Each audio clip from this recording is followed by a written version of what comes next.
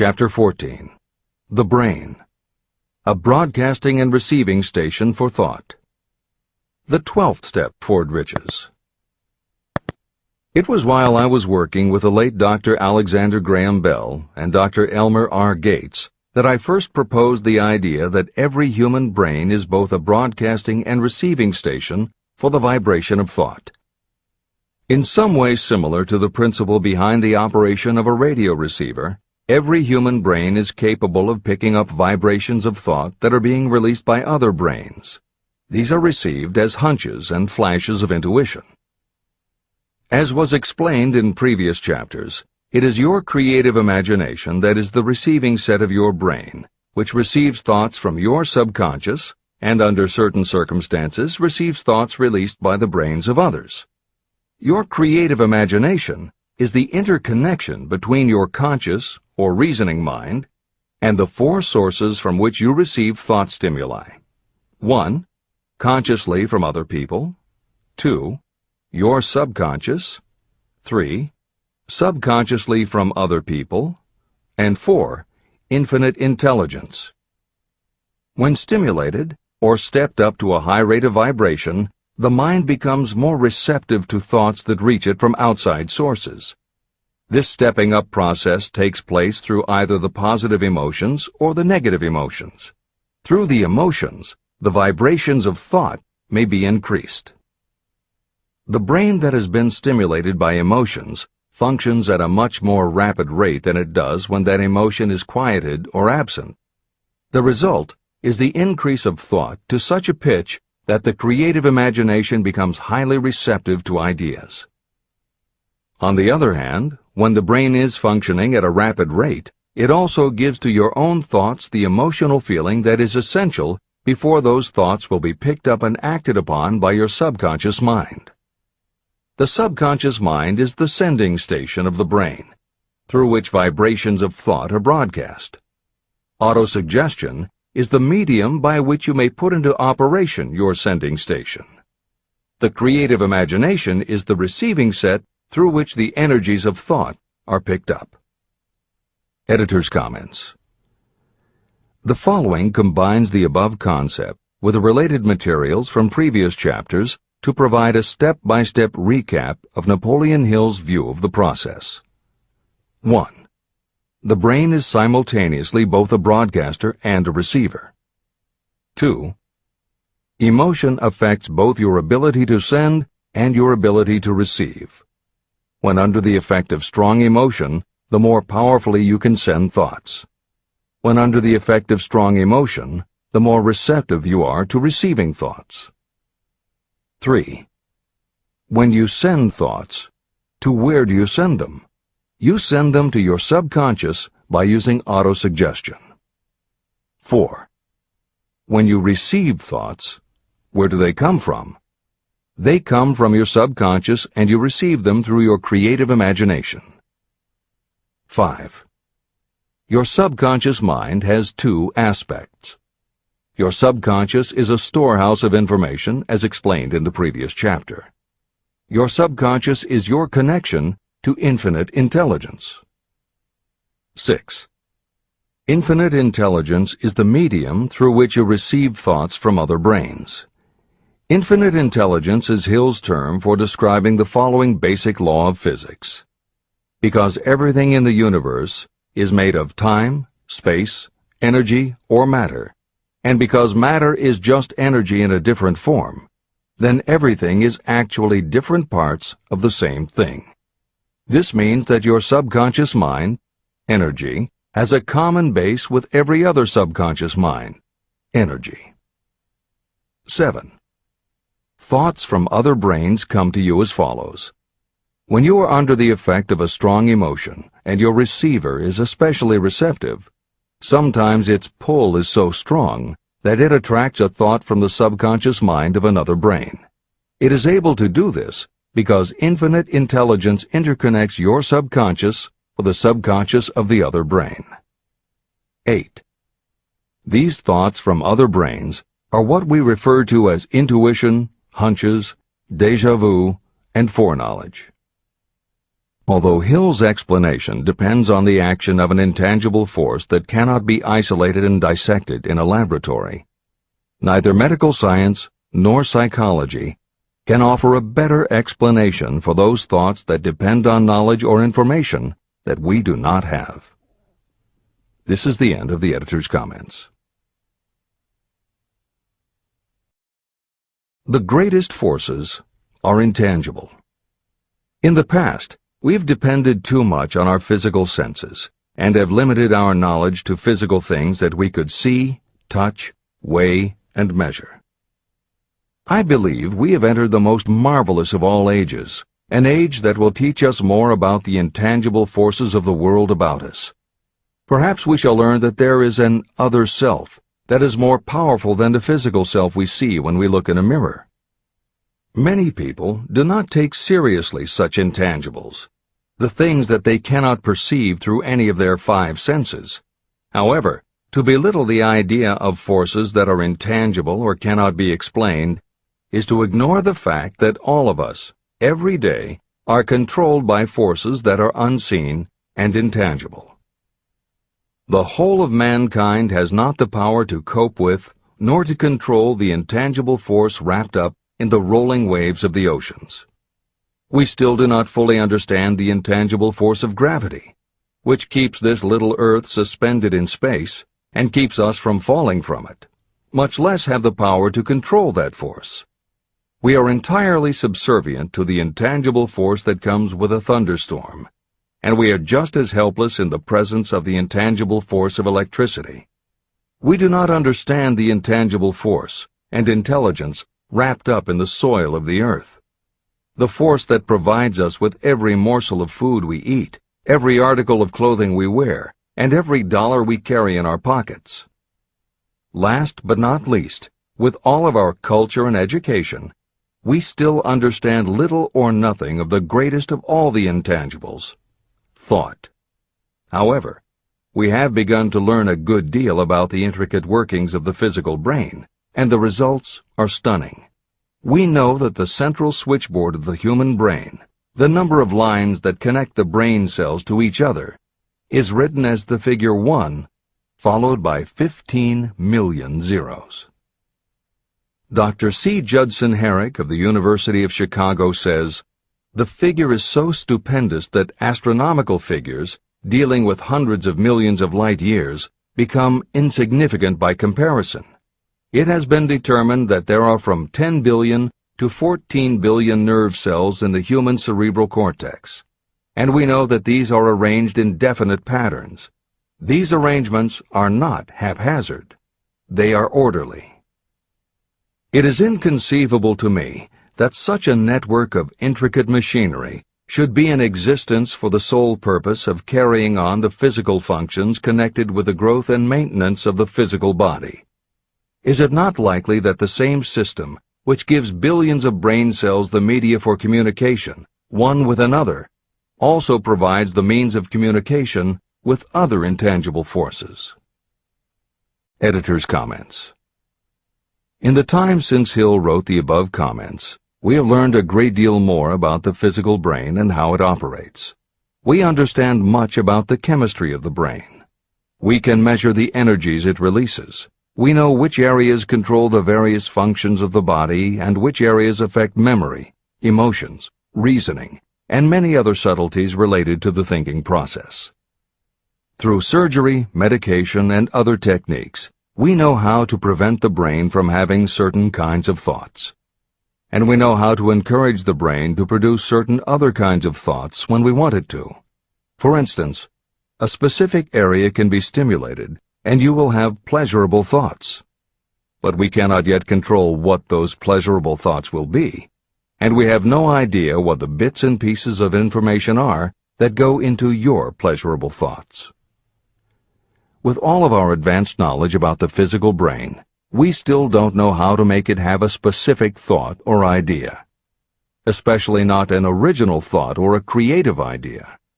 And medical science offers no better theory than Hill's as to how we could have an intuition or hunch made up from information that we don't have and were never exposed to. In short, The physical properties of the brain confirm that it is where the thinking process takes place. But it does not offer the answer to the question of how it happens, or how thoughts from one brain might travel to another. In previous commentaries, we pointed to the laws of physics as they relate to Hill's theory about the interconnectedness of all things. And although this is not meant to be a science lesson, it may reassure you to know that the work of renowned scientists lends support to the idea. Quantum theory deals with subatomic particles so minuscule that they are almost at the level of the basic stuff from which everything is made. Albert Einstein developed what is called the EPR effect.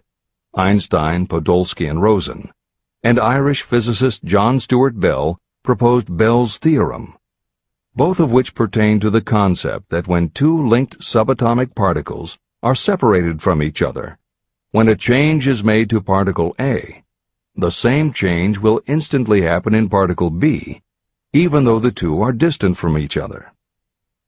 Another related concept is called the holographic brain or holographic universe, and is named after an unusual quality of holograms. It is a fact that if you cut a hologram in half, you don't get two halves of a picture. You get two separate but complete pictures. Cut either one of those in half, and you get another two complete pictures. Cut other pieces, and again you get whole images. Every part of a hologram has the whole of the information in the original. In the 1970s, Carl Pribram, a neurophysiologist at Stanford University, announced the results of his studies which suggest that memory is not in a specific part of the brain, but is spread throughout the brain like the image on a holographic plate. At almost the same time, renowned physicist David Bohm proposed that the workings of the universe were like a holographic image, that among all things there is total interconnectivity, and that all things influence all other things. In effect, every part of the universe contains the whole of the universe. That is probably more than enough science for most readers. The point is, Hill was not alone in his conclusion that through some intangible force, your subconscious shares interconnectivity with everything else in the universe. Previously, the example was given of the folds and bumps in a tablecloth, all being different, but all still tablecloth. Here is another way to envision the intangible interconnection of all things.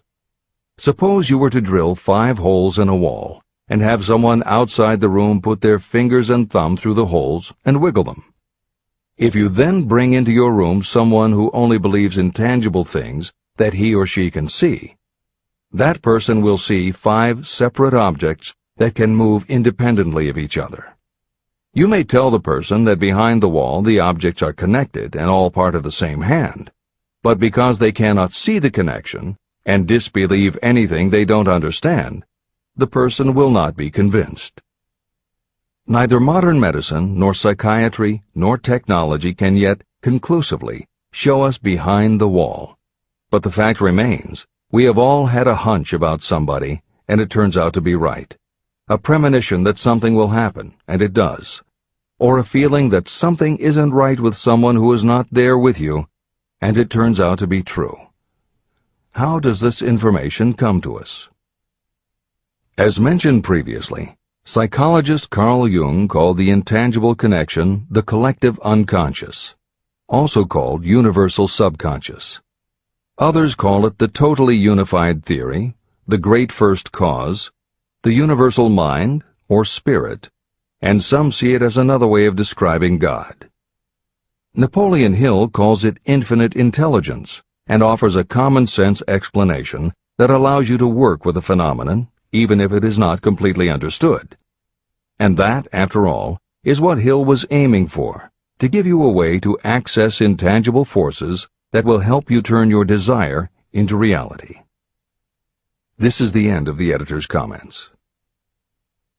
After this book had been written, just before the manuscript went to the publisher, the New York Times published an editorial showing that at least one great university and one intelligent investigator in the field of mental phenomena are carrying on an organized research through which conclusions have been reached that parallel many of those described in this and the following chapter.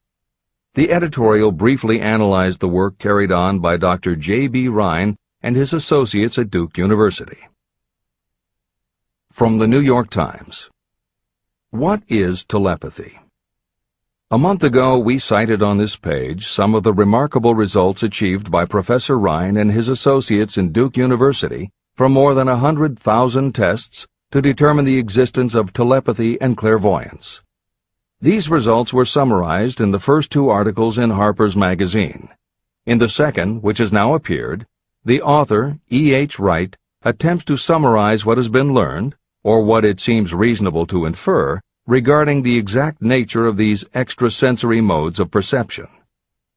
The actual existence of telepathy and clairvoyance now seems to some scientists enormously probable as the result of Rhine's experiments. Various percipients were asked to name as many cards in a special pack as they could without looking at them and without other sensory access to them. About a score of men and women were discovered who could regularly name so many of the cards correctly that there was not one chance in many a million of their having done their feats by luck or accident. But how did they do them? These powers, assuming that they exist, do not seem to be sensory. There is no known organ for them. The experiments work just as well at distances of several hundred miles as they did in the same room. These facts also dispose, in Mr. Wright's opinion, of the attempt to explain telepathy or clairvoyance through any physical theory of radiation. All known forms of radiant energy decline inversely as the square of the distance traversed. Telepathy and clairvoyance do not. But they do vary through physical cause, as our other mental powers do.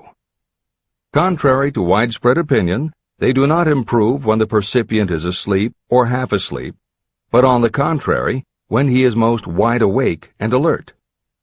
Rhine discovered that a narcotic will invariably lower a percipient score, while a stimulant will always send it higher. The most reliable performer apparently cannot make a good score unless he tries to do his best.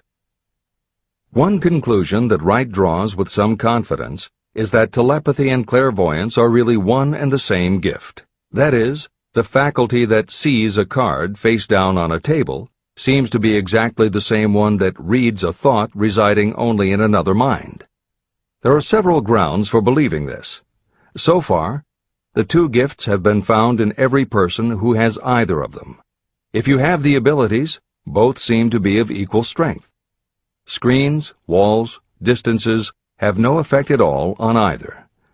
Wright expresses his hunch that other extrasensory experiences, such as prophetic dreams, premonitions of disaster, and the like, may also prove to be part of the same faculty.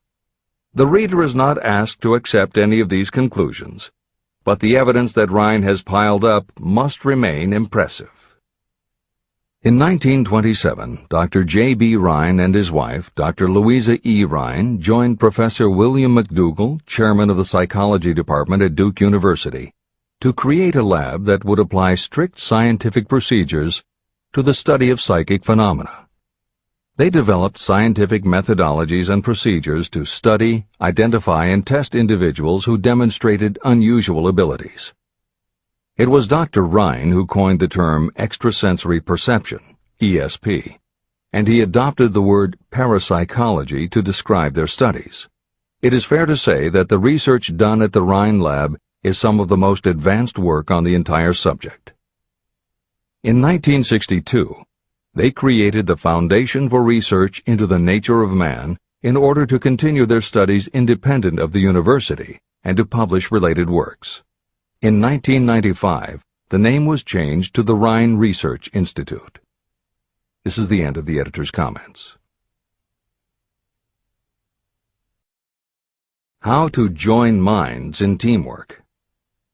In view of Dr. Rhine's findings about the conditions under which the mind responds to what he terms extrasensory modes of perception, I would like to add my own observations. My associates and I have discovered what we believe to be the ideal conditions under which the mind can be stimulated so that this sixth sense can be made to function in a practical way. To begin with, I should explain that there is a close working alliance between myself and 2 members of my staff. Through experimentation and practice, we have discovered how to stimulate our minds so that we can, by a process of blending our 3 minds into one, find the solution to a great variety of problems that are submitted by my clients. The procedure is very simple. We sit down at a conference table, clearly state the nature of the problem we have under consideration, then begin discussing it. Each contributes whatever thoughts may occur by applying the principle used in connection with the invisible counselors described in the next chapter. The strange thing about this method of mind stimulation is that it places each participant in communication with unknown sources of knowledge definitely outside their own experience. If you understand the principle described in the chapter on the mastermind, you of course recognize the round table as being a practical application of the mastermind. This method of mind stimulation, through the discussion of definite subjects between 3 people, illustrates the simplest and most practical use of the mastermind. When you tap into the power of your mastermind group, you will find that the more you work together, the more each member will learn to anticipate the ideas of others and to connect immediately with their intense enthusiasm and inspiration. You cannot completely control this process, but the more you use it, the more it will come into play. By adopting and following a similar plan, you will be making use of the famous Carnegie formula described in Chapter 1. If it means nothing to you at this time, mark this page and read it again after you have finished the last chapter.